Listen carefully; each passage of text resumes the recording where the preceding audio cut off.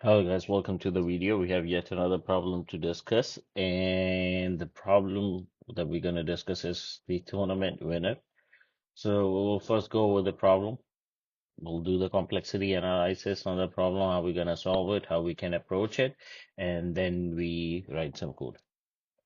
So the winner, right? Let's read the problem first. There's an algorithm tournament taking place in which teams of programmers compete against each other to solve algorithmic problems as fast as possible.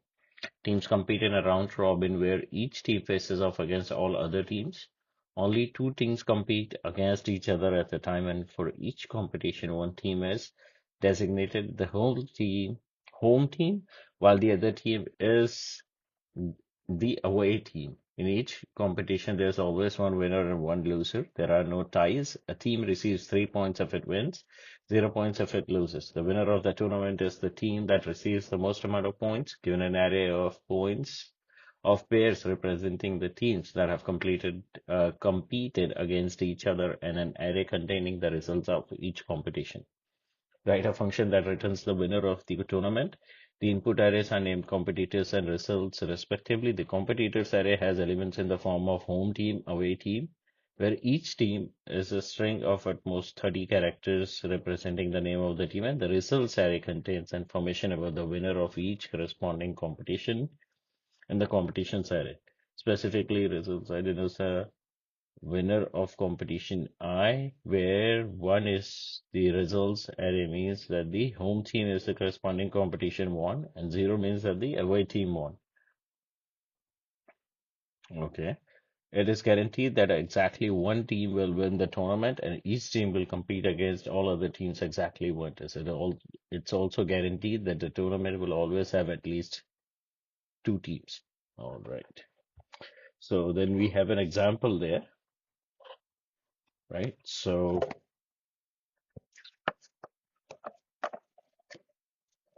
let's open the whiteboard and start looking into the problem.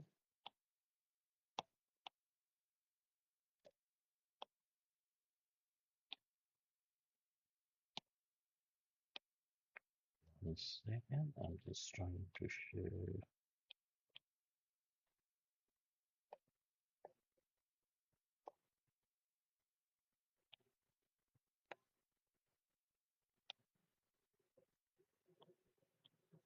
my whiteboard. So give me 1 second, there's an issue.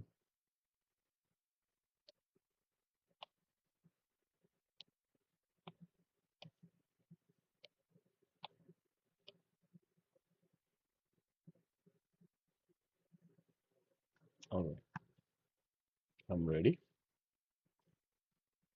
So let's move this problem and let's look into the whiteboard first, right? So the input that's given to us is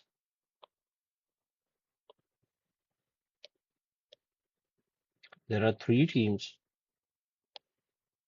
all right? HTML, C sharp, then comes C sharp, Python,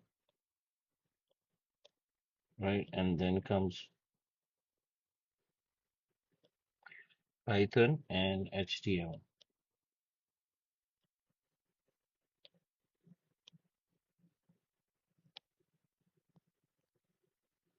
right?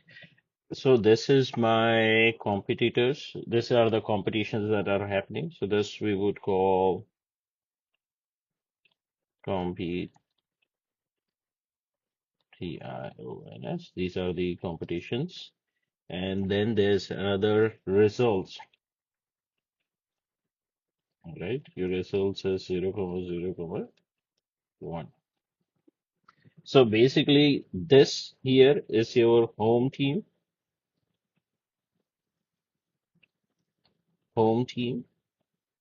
and this one here is away team. And the problem says if the result is 0, that means away team won. If the result is 1, that means home team has won. right? So this is your first competition. This is your second competition, right? And this is your third competition,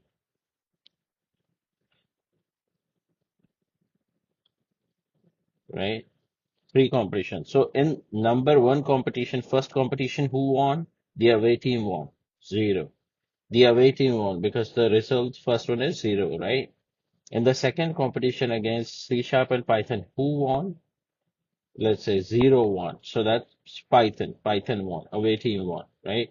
In the third competition between Python and HTML, who won? Home team won because the result here is 1, right? So what we how every a question also talks about that every time a team wins, they get 3 points, and every time they lose, they get 0 points. And we have to find out which team or which language scored the most amount of points in the all the competitions, right? And whichever like language has the maximum points wins the whole competition, right? The whole league, whatever you call it. So here, if you see in first category, C sharp won, so C sharp gets 3 points. Then in second one, who won? C sharp? No, Python won, right? So Python gets 3 points. Then in the third one, again, third competition, Python won, and it gets 3 more points. So if you see the total number of points scored by C sharp is equal to 3, and by Python is 6 because Python won two competitions and C sharp won only one competition. So overall, so at the end of the program, we have to print the name Python because Python is the winner of the league. It has scored the most number of points and it's the winner of the league, right? Now, how do we solve this problem?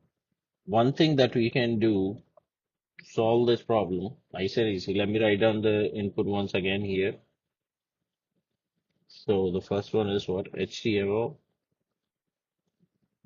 C sharp, C sharp,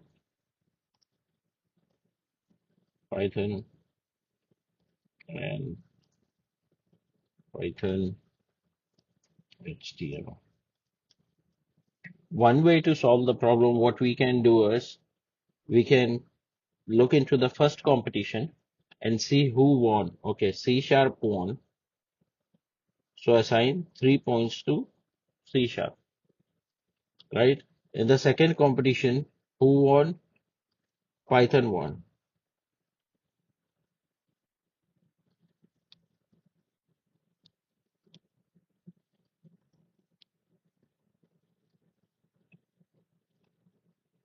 In the second competition, who won? Python won. So 3 points. And in the third again, Python won, right? Which is again 3 points. Now, where do we store that? We can store it in a hash map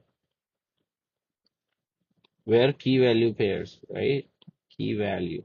So here I can first do C sharp, got 3 points, and then Python got 3 points. Later, I can just update, when it basically wins the second competition, I can say, increase 3 points by 3 more points. So it total for Python would be 6 points. So I have this, I did all the calculation. So basically this hash map will have all these values. Now after that, at the end, what we can do, either we can sort the hash map to get the result. So basically you can sort it in descending order and the first element would have the highest score. We can sort by, but we'll have to do sort by value and not sort by key, right? In this case, we can either do that. For that, our complexity would be, let's not discuss complexity now. Okay, so we can either do that, or what we can do is we can store values in hash map and at the same time have two variables, which is the highest score, called the highest score, right? And winner. So after each round or each competition, I can update the highest score and the winner. And at the end, I would know which, team won the competition, the whole league. Now, if I do that, I don't have to sort the hash map by value. Whereas in this case, I have to sort the hash map by value. So let's just say if we have both of these, right? Now sort the hash map. So two ways of solving the problem. Sort the hash map and keep counter,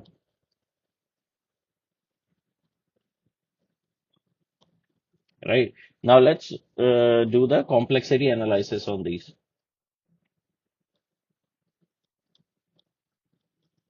to know which one is better. Now, if I sort the hash map, I store values in the hash map and I sort the hash map, just the sorting, right? First of all, I would have to go over each competition. So competition to uh, iterate over competitions or to, visit every competition, my complexity would be O of n for every competition. Even in this keep counter case, this scenario, first I have to go over each competition, right? So that would be O of n. Now, if I have to,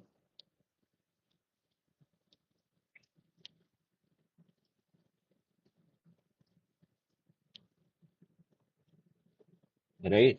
Now, if I have to sort here, my another complexity would be added, which would be O of n log n. Whereas if I keep counter in this one, I can avoid that O of n log n, right?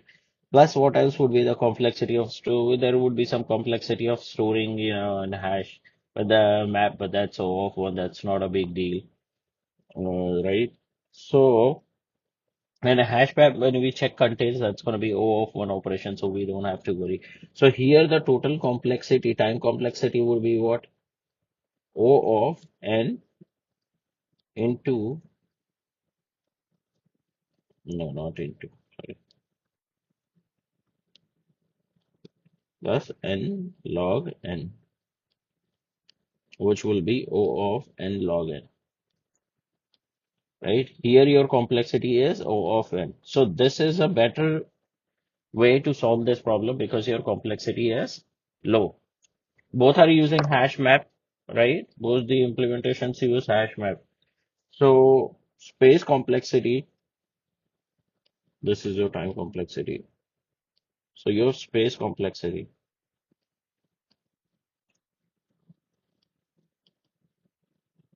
right? Both of the like approaches use hash map to store the variables and key value pairs where all the teams and their scores are stored. So both of them are gonna have a complexity of O of n, space complexity of O of n, which is no different, right? Understood. Let's go into the program now, write the code to see how it would work out.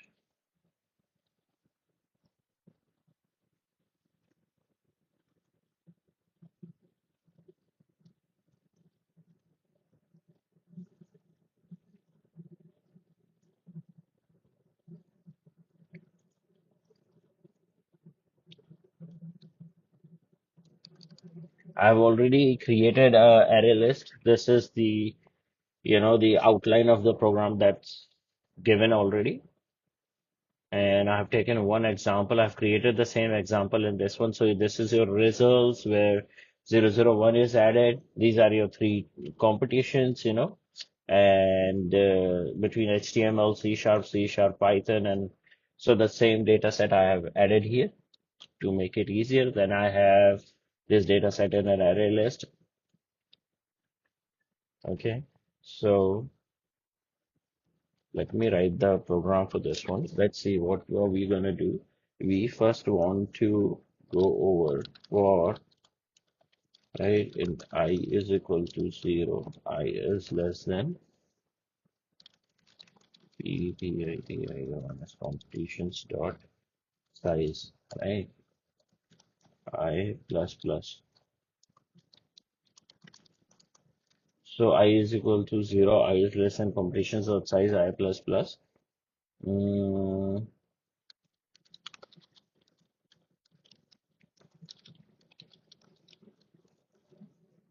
Here competition is equal to, so from this I'm picking up list, I'm picking up the first competition, which would be equal to competitions dot get I. So that brings up my first competition. And then I see in the competition who is the winner. So I want to see if competition, no, I want to check the results, right? So I want to see result of I, right? This one I want to store int result. So result, int result for the first competition is this.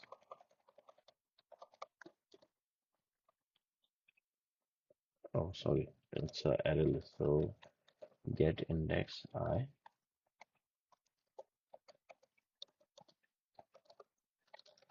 And this is the result. Now, if my result is equal to 0, then competition dot get 1, else competition dot get 0, right? And this would be my winning team. Winning team is equal to this, right? Depending upon the result. Now, what I want to do is I know the winning team, I know the result of the competition, right? And I want to, like we talked earlier, we're going to keep an counter. We need to implement a hash map where we store teams and their scores, right? So team and their score, right? We call it data new, right? So now my winning team is this one and the result is this. So I'm gonna see if data dot contains the winning team,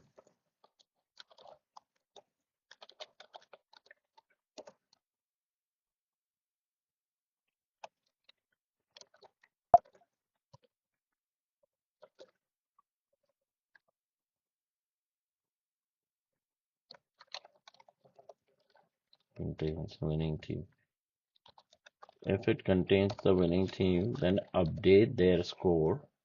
So data dot put winning team, comma, data dot get, okay, winning team plus 3. So whatever their score is, increase it by 3. And if they're already present, if they're not present, then what you do is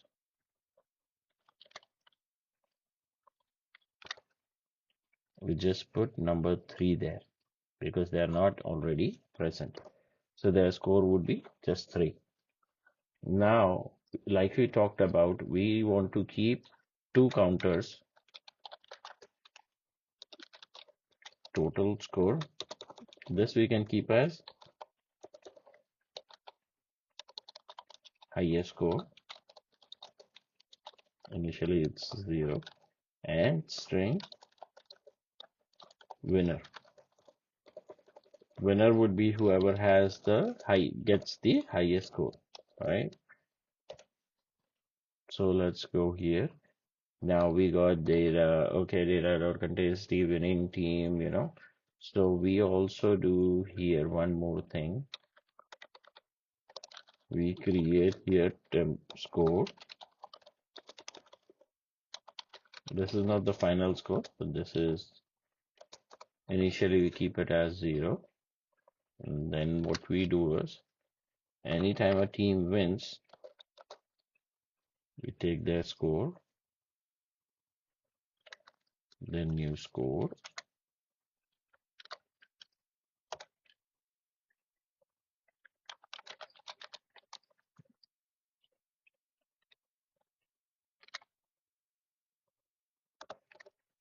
Okay.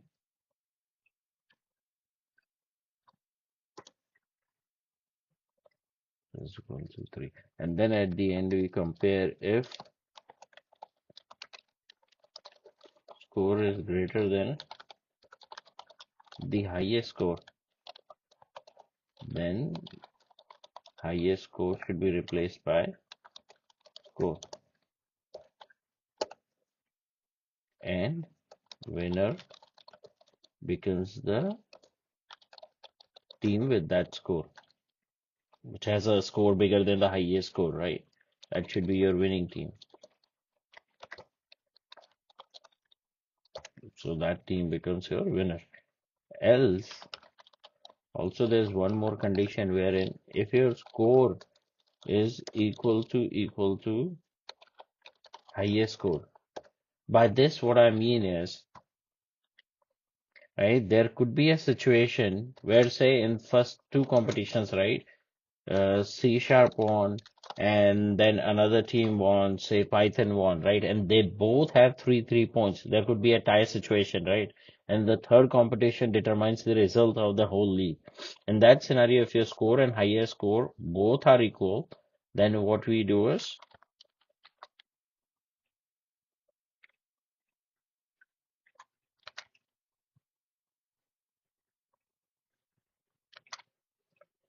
if multiple people have the same score, we eliminate the winner.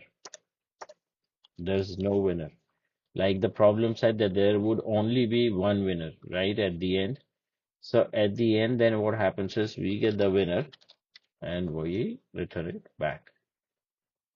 Okay, so let's check this program. Let's see what happens. Python is our winner with the highest score. And we didn't have to, perform any sort on the hash map. So this one gives you O of on n complexity, time complexity, and space complexity. This is the best solution. And that's the end of the video. If you have any questions, please leave your questions in the comment section and I'll respond to them. Thank you so much for your time for watching the video. Take care. Bye-bye.